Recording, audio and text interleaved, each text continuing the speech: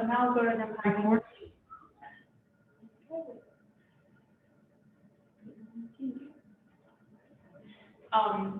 So we do have an algorithm, and I'll share that with you. It's a general approach, so it's not a prescriptive protocol, but it's a general approach of how we sedate patients. The guidelines have found strong recommendations on neuropathic pain. Patients with neuropathic pain use the primary medications to address it. Acetaminophen can be used as an agent, so there's a lot of focus on this multimodal approach to pain management. And they do make a statement on low-dose ketamine for pain, and that's the only place you're going to find ketamine in these guidelines. They do not address ketamine for sedation at all. And again, they do make a statement of not using NSAIDs for most of the patients. Also, prevention is really important. If you're going to cause pain, make sure that you address that and think of some non-pharmacologic intervention. Also, we do have in the guidelines support a treat pain first approach and then sedate. So that's, we're going to go a little bit more over that. So there's a lot of things that we do that might cause pain, and I'm sure you're all aware of that. And the guidelines underline all these. So these are the points. These are the assessment scales that we do use, the 0 to 10 scale, and this is CPOT. So basically, what CPOT is, it looks, the nurse looks at like facial expression, body movement, compliance with events, or vocalization if the patient is sedated, and muscle tension. So this scale is validated in patients that are intubated and can't communicate, but also delirious patients that again cannot communicate. You will get a score, and that total score is really not, you shouldn't look at it the way you look at the 0 to 10 scale. You should look at it, the higher the score, the more certain it is that the pain is present.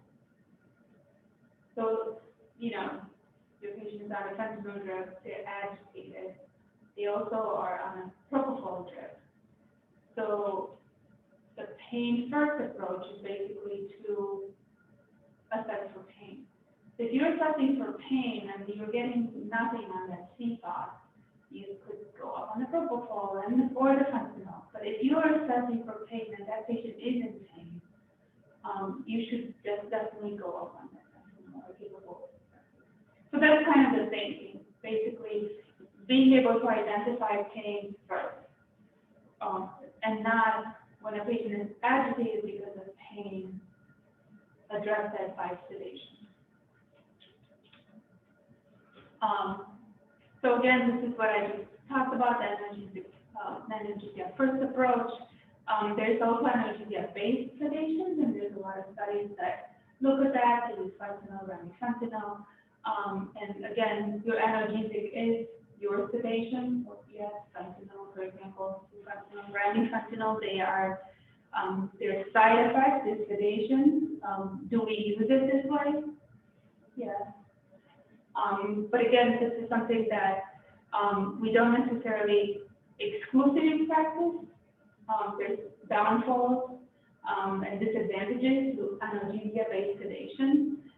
Although sometimes in some situations we do find ourselves just on a fentanyl drip. So it's nice to be aware of that side of it. There's benefits associated with it, and that's why the studies were designed, and but also there's a downside to that too. So to kind of review what we use for analgesia, narcotics are kind of what we our go-to. Fentanyl, hydromorphone, you're going to see more often morphine as well. If we do have a patient, especially with normal renal function, there's absolutely no reason to not to use morphine for pain. We will run into issues when somebody has either new AKI or known AKI, and we use multiple doses of morphine. Lower doses, less frequent, we could be okay. However, with repeated use, that can accumulate. Methadone, the same, a little bit more complicated from a metabolic pathway point of view, so you will get those extra metabolites. Patients that come to us on methadone, often they run into trouble because of drug interactions and, new AKI and then slight accumulation plus drug interaction. So those are kind of the issues we see. In the MICU, we will not see remifentanil. It's used by anesthesia in the OR. Fentanyl is really, from a kinetic point of view, is short-acting with prolonged use. You can see a little bit of accumulation, a little more accumulation. It's a very lipophilic drug, and it has some different metabolism. So yes, we can see some drug interactions through that CYP3A4. However, it is such a short-acting drug, and we titrate to sedation or analgesia. It's a little bit easier to deal with. So mostly fentanyl, morphine, and hydromorphone is what we're going to see. And with fentanyl, you see a very quick onset of action compared to the other two. Higher lipophilicity, which means that this drug distributes very quickly, especially into the CNS, and it distributes right out. So that duration of effect is shorter than the half-life because of that. Recommendations on dosing. So the guidelines have this per kilo recommendation, which is kind of, it's a kind of a starting point for ease of use, and a lot of majority of places outside of anesthesia that I know use flat dosing mostly for things. So, fentanyl, 25 to 50 mics to start with. Morphine infusions be mostly and exclusively used for comfort care as a life. And hydromorphone, we don't use infusions outside of PCA. It's just what we have done here. Not that you can't do it, well, you can't actually do it here, you can't do it. So when you look at kinetics of fentanyl, really that accumulation, you're going to start seeing that accumulation with continuous use, especially if there's no change in dose. And that's related to the fact that the drugs are storing in the fat tissue and start redistributing. So what we can do, again, every day, and it's not something new, something that you guys have, been doing, is attempt to decrease that dose, even if you're not planning to extubate, and even if you're unable to do a wake-up assessment or completely stop sedation, you can basically interrupt, or you can basically slightly decrease the dose to avoid that accumulation. So the more about fentanyl, it is hepatically cleared, extremely lipophilic, and again, with continued diffusion for a long time, we might see a little bit or prolonged half-life, a little bit more prolonged duration of effect. Also, if you focus on a special population, so liver disease patients and heart failure patients, you can see a little bit different kinetics. So heavier patients, you see lower doses. So this kind of compares different weights, and this compares the different weights with liver disease or heart failure. So you can see that heavier patients have lower levels of the fentanyl, right? And lighter patients have higher levels. So in lighter patients, the drug cannot distribute into the fat, so you can see higher. Heavier patients, especially at the beginning, it's going to be hard to get those, until you still the pain, so the volume distribution is saturated, the fat tissue is saturated, fentanyl levels are going to be lower, so you're going to see an increased requirement. Heart failure and liver disease are going to be high, you see higher than expected levels. So multimodal analgesia is something that the guidelines allude to. So using adjunctive acetaminophen, and we do this all the time. We add that in scheduled acetaminophen. We have yet to put somebody who's liver disease, so Tylenol in the hospital. So again, with judgment, it could be done in pretty much all of our patients. IV is not an option yet. My way will be soon. Let's keep posted on that. Also, using ketamine as an adjunct, and again, this is recommended based on considerable observational data in both ICU and non-ICU post-op population. So very, very little data, but again, our group here, post-op, they use ERA protocol where ketamine is added for pain after surgery sometimes. Other things, again, stay away from NSAIDs, stay away from diketorolac. We have put numerous patients into AKI with ketorolac, so just kind of stay away from it.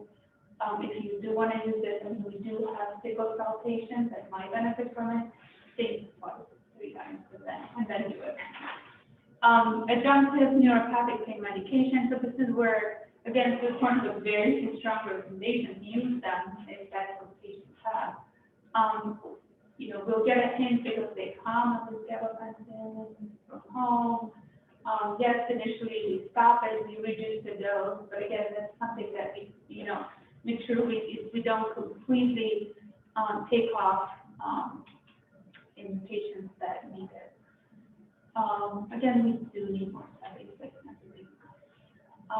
procedural pain management, again, use an opioid at the lowest effective dose, and maybe an NSAID. I don't know if that actually apply in our patients in the NICU. I think music therapy, massage therapy for staff more than for patients, but it's something that's available, the music therapy for patients. So kind of to take a overview of this, Tylenol, it is an option. Gabapentin, carbamazepine are things that patients come in with. We don't necessarily start them on our own. I mean, we do post like a diaphragmatic case or implantation. We do start a gabapentin, for example, for the type of pain that they experience. But usually it's a home restart. All right, so that was pain. I'm going to jump right into agitation. Again, the same format: assessment, treatment, prevention. Assessment, we use RAS. I hope you all know where to find RAS in the system. I hope you all know what you want from RAS. Every day you should know what RAS you want your patient to be on. Okay, communicate that to your residents, communicate that to the nurse, and make sure that we have a definite goal for our patients every day. Again, if we use neurological blocking agents, that RAS needs to be a lot lower. Otherwise, the recommendation is for a RAS of like the lightest sedation tolerated, -0 to -2, +1 to -2 even. If you just go a little on the edge, if the patient is a little bit on the edge, it's okay if they're not harming themselves. Treatment, again, we use analgesia for sedation, so the same kind of approach they reinforce. Implement daily sedation interruption. So whether we use sedation interruptions every day or reduction in the dose of sedatives, they reach the same outcome, and they're highly endorsed by the guidelines. Use propofol or dexmedetomidine over benzodiazepines in critically or mechanically ventilated patients. So that's kind of, we know that. And we were doing pretty darn well before last year.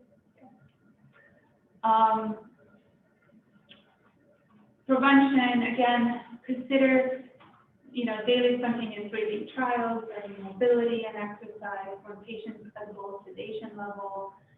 So trying to prevent over-sedation and unnecessary deep sedation. Deep sedation has been correlated with increases in mortality. So unnecessary deep sedation is something we're trying to avoid.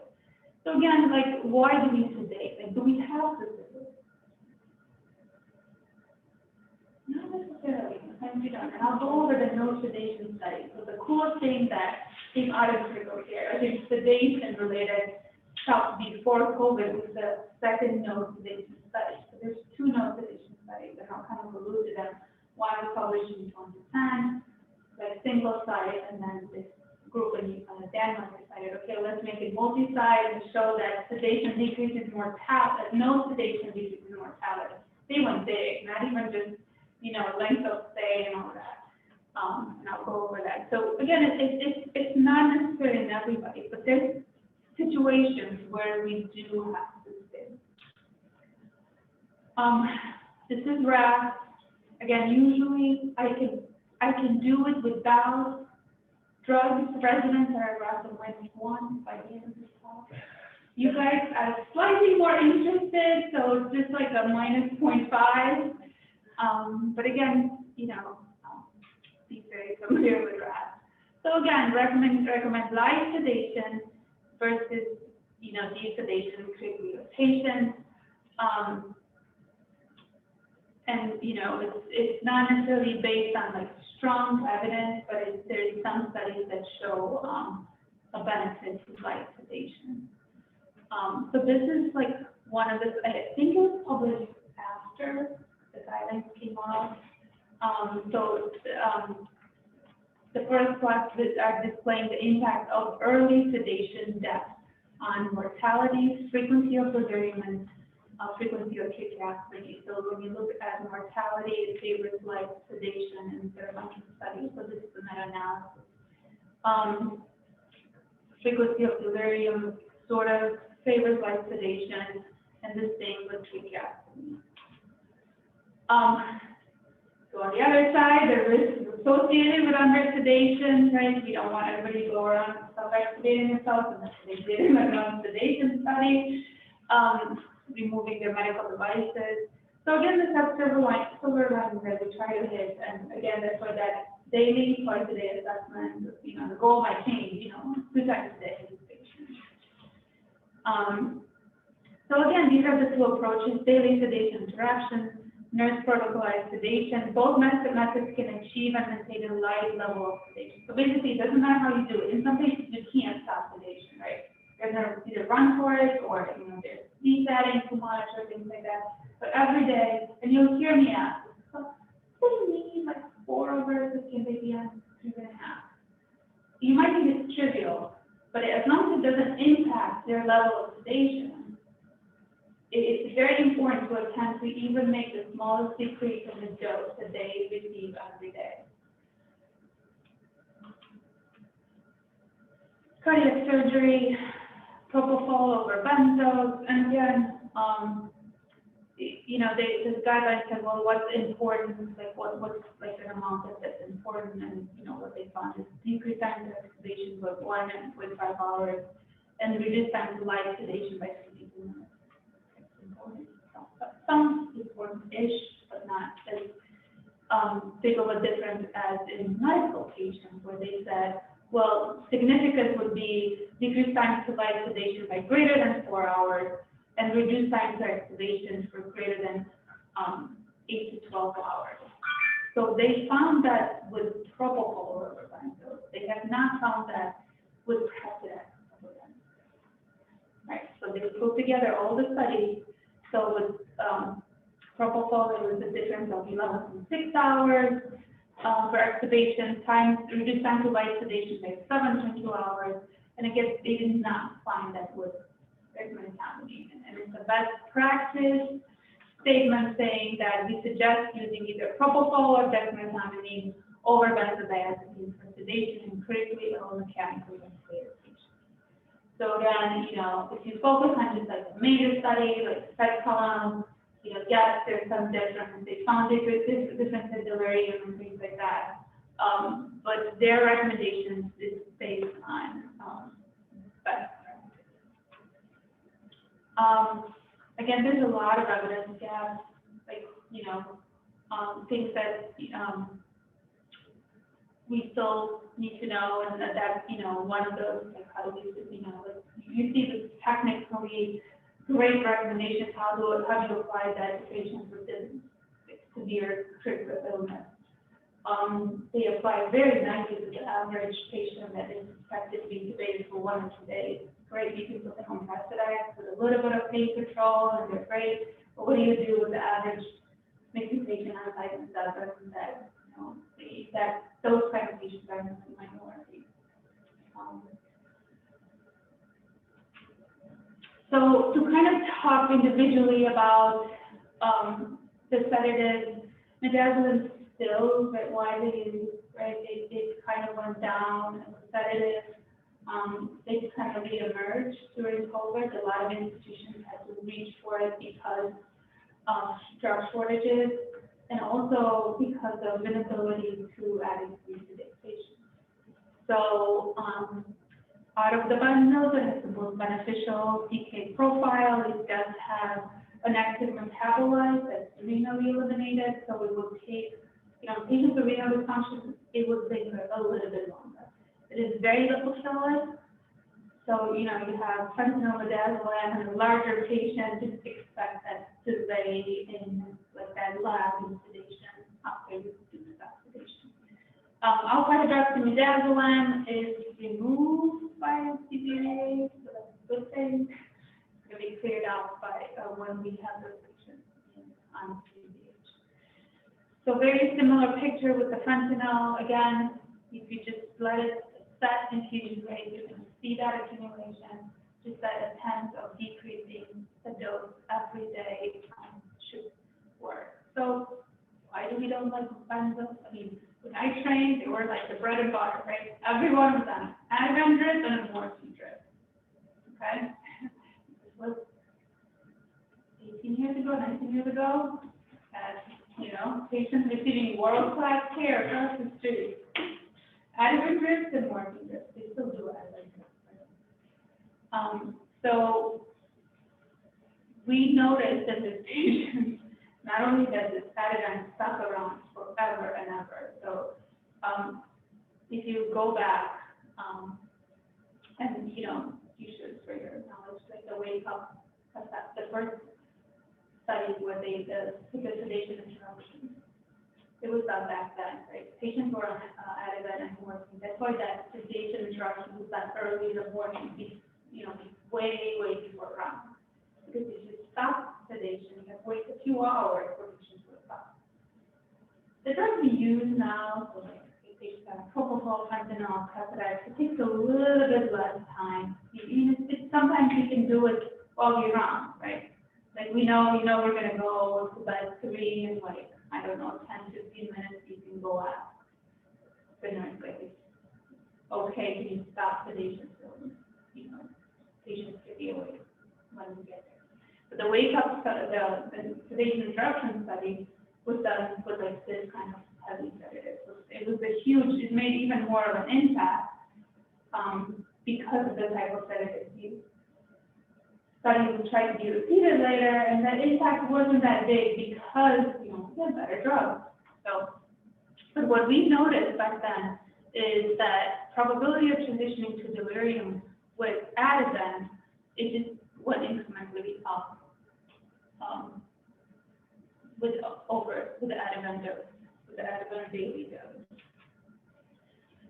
Propofol, again, a little bit fancier than a benzo, so it still works on GABA, also inhibits NMB, interacts with glycine, nicotinic, and muscarinic receptors, so it has this general anesthetic feel. Produces amnesia less often than midazolam, so benzos, it's the retrograde amnesia that they cause that might lead as a proposed mechanism for leading to delirium also. It does not provide any analgesia. Why do you put this? Well, because it's so easy to just put someone on propofol and do things, especially for teachers. So it is not an analgesic, just an sedative. It is useful because it has short-term management, predictable time, sedation, and recovery. It can decrease ICP, decrease the blood flow and metabolism, very quick onset of action. So again, when you bolus, it takes seconds for patients to be done. Again, what else happens when you bolus? Very hypertensive. So again, in a ICU environment, and I'm not talking about RSI, we don't bolus. So if patients have propofol infusion, we don't necessarily bolus, we go out on infusion. I mean, I've been here for a while, I've seen very few times where we actually like had to bolus or bolus propofol intermittently and nothing happened. So clearance is great. It has this extra hepatic clearance that there's really not an issue with accumulation. Again, it's just a matter of accumulating, lingering a little bit in the fat tissue because it is a lipid suspension. So it has a very large volume of distribution. We don't really see any kinetic parameter changes with organ function. It does have adverse effects, so too much of a good thing. So it is a very strong respiratory depressant. You will not see propofol use that are not integrated.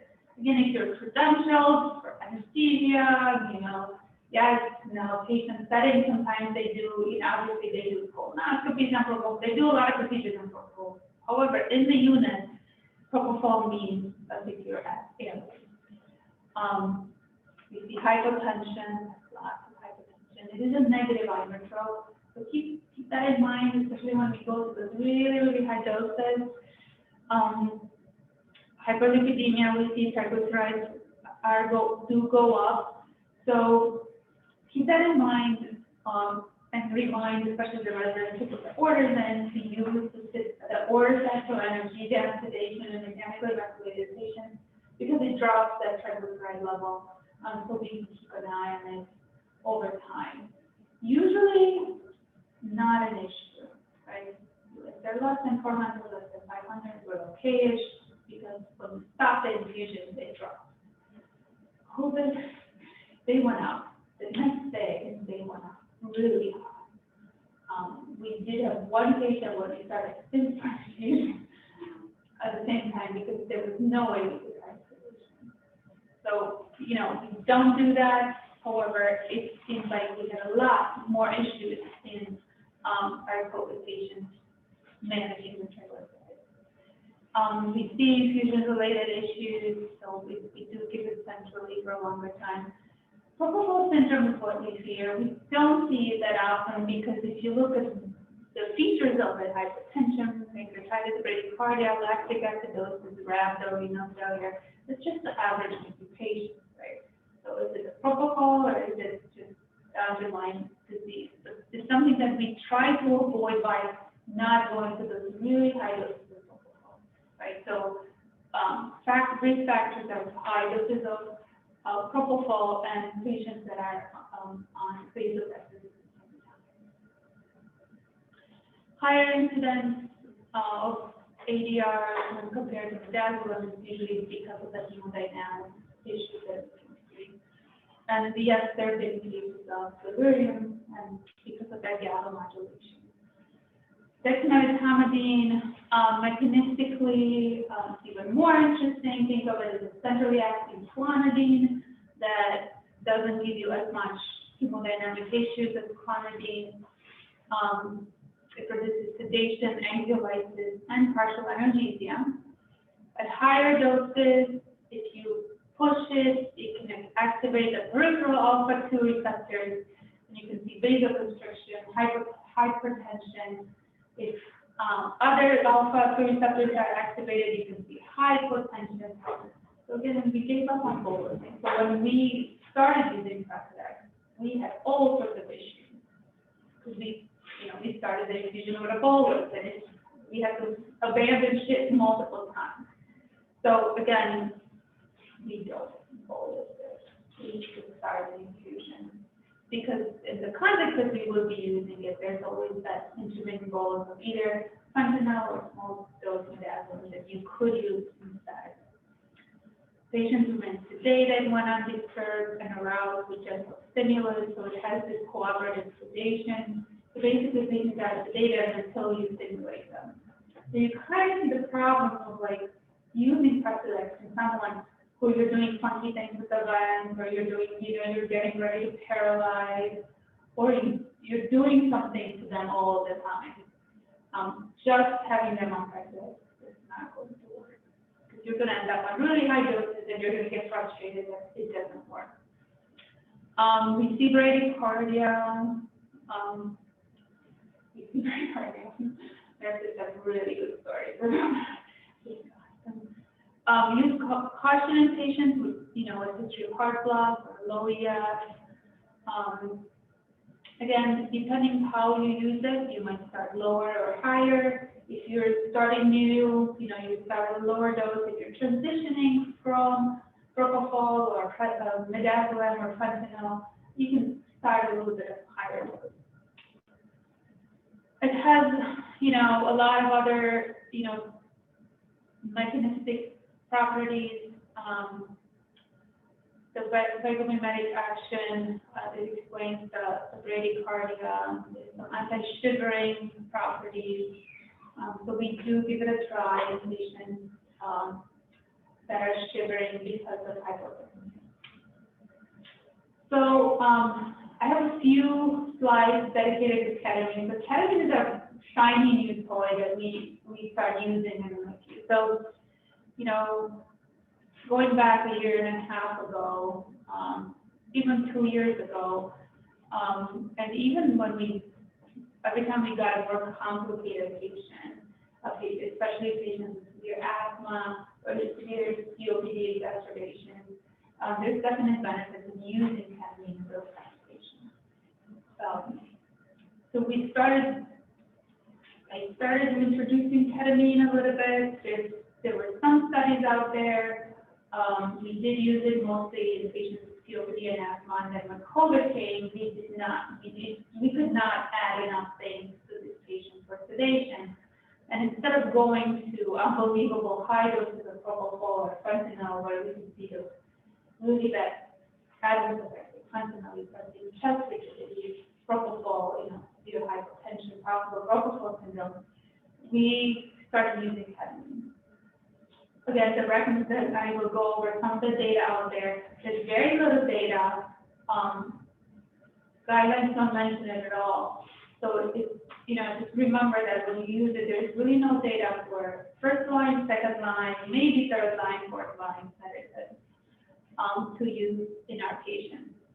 Again, I know what was the UH model to heal, to teach, to discover. The discover part, we need to do it every night. If you want to study ketamine as a second line sedative, you need an IRB. I'm just saying because there's absolutely no data. And I'm saying that because I see it used a lot like that in our patients, and we have no idea of the long-term effects of doing that. So it is a non-competitive NMB receptor antagonist. And that's where we see it activates the monomergic descending inhibitory system, preventing central sensitization. It has effects on the mu and kappa opioid receptors. So we see that anesthetic, analgesic, and amnestic effects. It has adrenergic activity, inhibits neuronal reuptake of the catecholamines, and we see that hypertension. That in patients on ketamine has anticholinergic activity. In asthma, you see an increase in pulmonary compliance and decrease in airway resistance, and some of the hypothesized mechanisms, central effects of ketamine, induced catecholamine release, stimulation of the beta-2 receptors, leading to bronchodilation, and ketamine inhibition of the vagal pathway. So that's kind of, why it might be beneficial in patients with asthma. PK/PD, again, very short onset of action. Again, one of the drugs that it is used in RSI. Not much, very it is hepatically metabolized. We do see that maybe with liver dysfunction, we see a little bit of a lingering pathway. So looking at cardiovascular effects, you see increase in blood pressure because of its sympathetic effect, pulmonary effect. It does not produce significant respiratory depression. Again, with the rapid bolus dosing, you can see significant and maintained reductions in PaO2. Looking at other effects, you can see increased skeletal muscle tone and occasionally muscle spasms, decreased serum-free fatty acids. It can increase plasma cortisol, renin, and prolactin, and it can, again, and this is where it's been actually looked at for management in COVID, so as an added sedative in COVID because of its anti-inflammatory effect, especially in IL-6. Its emergent reactions could be, probably 12% of patients. You see that emergent psychosis with visual hallucinations, restlessness, vivid dreams, disorientation, irrational behavior. So this delirium agitation is the same. Like a lot of patients experience that. And the way you prevent that is basically in our outpatient setting, we use ketamine in the chronic pain clinic. The patients come in and they get their ketamine infusion, they get their new receptors reset, and they're always work better. They get a dose, like a smaller burst as before, and then the infusion starts. And throughout the infusion, if there's any kind of hallucination, they get another dose. So it's very important to try to prevent these hallucinations. They're not always pleasant. So, and patients do remember them. Recovery agitation is the same. If you're trying to wean somebody off sedation, that they're just on ketamine, you can see extreme agitation sometimes. And, but again, not in everyone, but that could be a thing. Emesis, laryngospasm, respiratory depression at the higher doses, and again, all the hemodynamic effects that we talked about. Increased secretion also is really prominent, that there is institutions that refuse to use it for that reason, that we see an increased secretion. So what I see sometimes is, we have patients on ketamine and other sedatives too, but then we end up starting hypertension medications because patients are on ketamine. Or the increased secretion, after we started ketamine, we started sending sputum cultures because there's an increase in secretion. So it's very important to know your drug, but also know what's happening and why it's happening. So, get rid of the ketamine, or, deal with it or be aware that that's the reason for what you're seeing. So really, this meta-analysis, which is published not long ago, end of 2020, and it kind of pulled together a lot of studies that looked at ketamine for sedation and mechanically ventilated patients. Again, take the results with a grain of salt because it's not good data, mostly retrospective, and the authors themselves they're not very hyped about the information. But again, it's the only thing we have. So when they looked at impact of ketamine on a fentanyl dose, it sort of favors ketamine, midazolam, but it's a good decreaser of propofol dose, and we've seen that actually. So again, it's during COVID, a lot of patients at that propofol dose started going up and up and up, and they're already on fentanyl, they're already getting midazolam maybe, or some bolus of midazolam. Added ketamine made an impact on the propofol dose. So keep that in mind. When you look at impact of ketamine and length of stay in ICU, hospital length of stay, and mechanical ventilation, it actually increased length of stay in ICU. And again, what does that mean? I don't know what it means. It means maybe that it's used in complicated patients, right? No effect on hospital length of stay, and really nothing on mechanical ventilation. So the usual outcomes that are, we look at in sedation, it's all over the place because of the lack of good data. So when you look at mortality, on target sedation, vasopressor dependence, because for a lot of these studies are saying, okay, sedation in septic patients, because yes, it's not hypotension, it doesn't cause hypotension, like majority of sedatives. So yes, that is a niche that we have, instead of going to this really high doses of propofol, that ketamine, don't substitute it, don't try to stop the propofol, but minimize the propofol dose by adding ketamine. A lot of the studies looked at that. No impact on mortality, on target sedation, maybe really nothing on vasopressor dependence, and it favors ketamine and delirium. Again, what does that mean? I don't know. Our own data shows that it does make an impact on vasopressor dependence. So vasopressor doses are lower, or being able to wean off on patients that are on ketamine. So again, the authors, their conclusion, the data is limited in terms of quality and quantity and methodological quantity of quality, and demonstrated clinical benefit. So we don't have that data to support, it being a go-to drug. It may play a role, but again, high-quality studies are needed before one is ready. So thinking of that. Now I'm going to go over the kind of talk about this. I wanted to, again, when you look at the cardiovascular implications of all these drugs, benzos, you can see a hypotension, maybe a big increase in heart rate, propofol, hypotension, bradycardia, dexmedetomidine, hypotension, bradycardia, opioids. Again, you don't see that much of an impact with fentanyl, especially if you don't keep, not many boluses.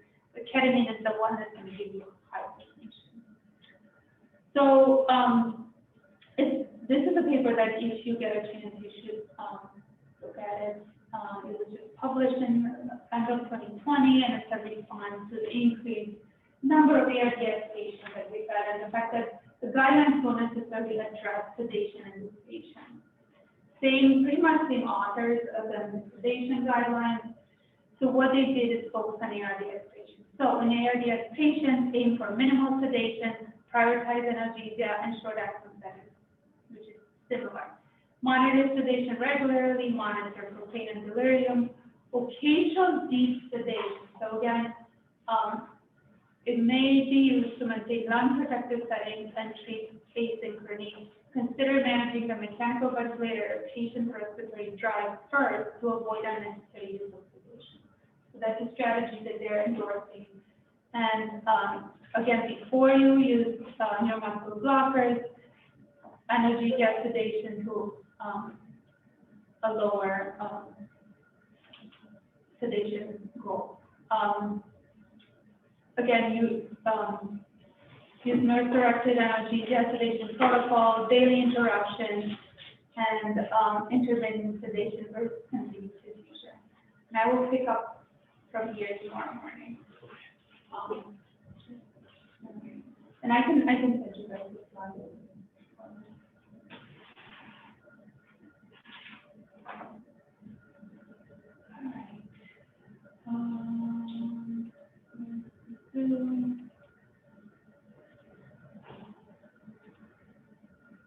Did it automatically end?